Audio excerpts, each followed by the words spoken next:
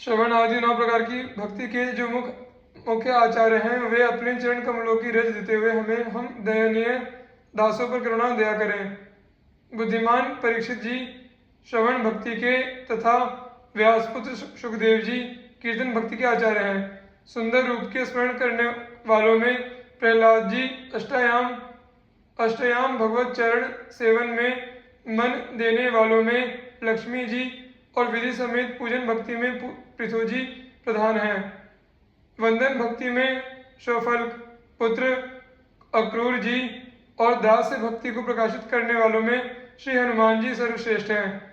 सख्य रस के उपासकों में अर्जुन और सर्वस्व समेत आत्मसमर्पण करने वालों में राजा बलि अग्रगण्य हैं।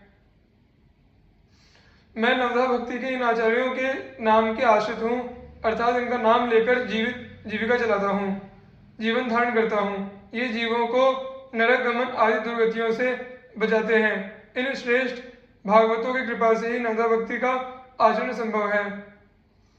परम भागवत श्री प्रहलाद जी भक्ति के 9 प्रकारों नवधा भक्ति का निरूपण करते हुए श्रीमद् भागवत में कहते हैं, श्रवणम कीर्तनम विष्णु स्मरणम पाद सेवनम अर्चनम वंदनम दास्यम सख्य महात्म निवेदनम। अर्थात भगवान विष्णु की भक्ति के 9 भेद हैं।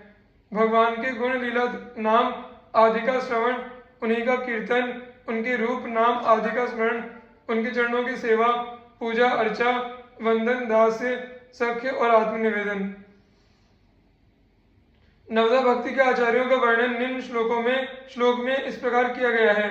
श्री विष्णु श्रवणे परीक्षित भवद वयास सखि कीर्तने प्रहलाद स्मरणे तदंघ्रि भजने लक्ष्मी पृथु पूजने अक्रूरस्त्वभिवंदने कपिपते दास्यस्थ सख्येर्जुनः सर्वस्वात्मनिवेदने बलिर्भूत कृष्णातिरेषां परम। अर्थात भगवान विष्णु की श्रवण भक्ति में राजर्षि परीक्षित, कीर्तन में व्यास जी के पुत्र श्री सुखदेव जी, भगवत स्मरण में प्रहलाद जी, भगवान के चरण कमलों की सेवा में श्री लक्ष्मी जी, पूजन में आदिराज पृथु, चरण कमलों के वंदन में अक्रूर जी, दास भक्ति में कपिराज श्री हनुमान जी, सख्य भक्ति में नररूप श्री अर्जुन जी और सर्वस्व निवेदन में श्री बलि जी हुए हैं। इन सभी को भगवत प्राप्ति हुई है। नवधा भक्ति के आचार्यों का संक्षिप्त विवरण इस प्रकार है।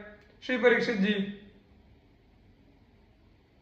भक्तमाल के टीकाकार श्री प्रियादास जी महाराज श्री परीक्षित जी की श्रवण भक्ति की प्रशंसा करते हुए कहते हैं, श्रवण रसिक कहूँ सुने न परीक्षित से पानहूँ, करत लागी कोटि गुणी प्यास है, मुनिमन मांझ क्यों हूँ आवत न ध्यावत हूँ, वही गर्भ मध्य देखी आयो रूप रास है, कही सुखदेव जूसो तेव मेरी लीजे, जानी प्राण लागे कथा नहीं तक्षक को त्रास है, कीजिए परीक्षा और आनी मति सानी अहो, बानी विरमानी जहाँ जीवन निराश है।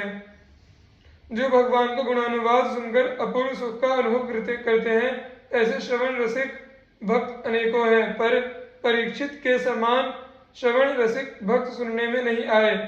वे जैसे जैसे कथा रूपी अमृत का कर्णपुटों से पान करते थे, वैसे उनकी प्यास अर्थात कथा श्रवण की अभिलाषा करोड़ों गुनी बढ़ती जाती थी। समाधि लगाकर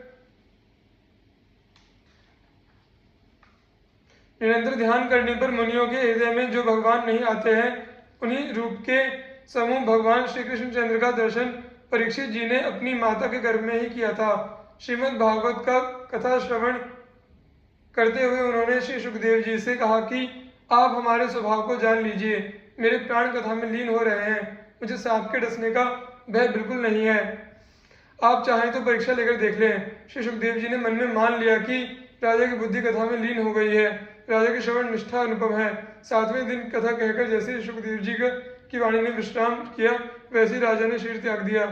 श्री परीक्षित जी से संबंधित विवरण 6-10 में भी आया है। श्री सुखदेव जी कीर्तन भक्ति के आचार्य हैं। श्री प्रियादास जी महाराज उनके संबंध में निम्न कवित्व में कहते हैं, गर्भते निकसी चले बनही में कियो बास, व्यास से पिता को नहीं उत्तर हु दियो है। दशम श्लोक सुनी गुनी मति हरि गई, लई नई रीति पढ़ी भागवत लियो है। रूप गुण भरी सहयो जात कैसे करी आए, सभा नृप ढरी भीज्यो प्रेम रस हियो है। पूछे भक्त भूप ठौर, ठौर परे भौर जाए, गाए उठे जबे मानो रंग झर कियो है। परमहंस श्री सुखदेव जी माता गर्भ से जन्म लेते ही वन को चल दिए और वहीं रहकर भजन करने लगे। वात्सल्य प्रेम वश पुत्र पुत्र पुकारने पर वेद व्यास सरीखे पिता को जिन्होंने उत्तर भी नहीं दिया था वे ही सुखदेव व्यास शिष्यों द्वारा श्रीमद् भागवत के दशम स्कंद के श्लोकों को सुनकर मोहित हो गए। श्लोकों के अर्थ का मनन करके उनकी बुद्धि भगवान के गुणानुवादों में रम गई। विचित्र बात तो यह हुई कि पुकारने पर उत्तर न देकर जिनकी उपेक्षा की थी उन्हीं के समीप आकर उनकी शिष्यता स्वीकार की और श्रीमद् भागवत को पढ़ा। श्री कृष्ण के अद्भुत रूप और गुणों से सुखदेव जी का हृदय भर गया। प्रतिक्षण बढ़ने वाले भावों का भार कैसे सहा जाए। फिर आप गंगा तट पर आत्मोद्धार के निमित्त राजा परीक्षित द्वारा आयोजित ऋषियों की सभा में पधारे। कृपावश उनका हृदय राजा का उद्धार करने के लिए पसीज गया। भक्त भूप राजा परीक्षित ने 7 दिनों में ही अपने उद्धार का उपाय पूछा, जिसे सुनकर ऋषि लोग जहां तहां विचारने लगे, पर वे दुविधा के चक्कर में पड़ गए, कुछ भी निर्णय न कर सके। तब सुखदेव जी भाव विभोर होकर भगवत गुणानुवाद गा उठे। उस समय ऐसा लगा मानो वे भक्ति रस के आनंद की निरंतर वर्षा कर रहे हैं। श्री सुखदेव जी से संबंधित विशेष विवरण 56-7 पर भी आया है।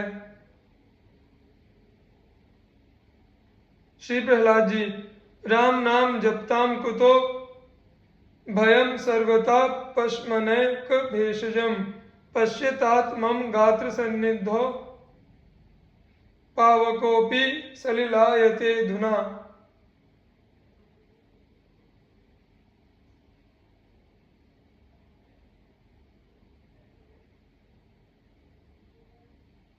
जब भगवान वाराह ने पृथ्वी को रसातल से लाते समय हिरण्याक्ष को मार दिया, तब उसका बड़ा भाई दैत्यराज हिरण्यकशिपु बहुत ही क्रोधित हुआ। उसने निश्चय किया कि मैं अपने भाई का बदला लेकर रहूंगा। अपने को अजय एवं अमर बनाने के लिए हिमालय पर जाकर वो तप करने लगा। उसने सहस्रों वर्षों तक उग्र तप करके ब्रह्मा जी को संतुष्ट किया। ब्रह्मा जी ने उसे वरदान दिया कि तुम किसी अस्त्र शस्त्र से, ब्रह्मा जी द्वारा निर्मित किसी प्राणी से रात में, दिन में, जमीन पर, आकाश में कहीं मारे नहीं जाओगे।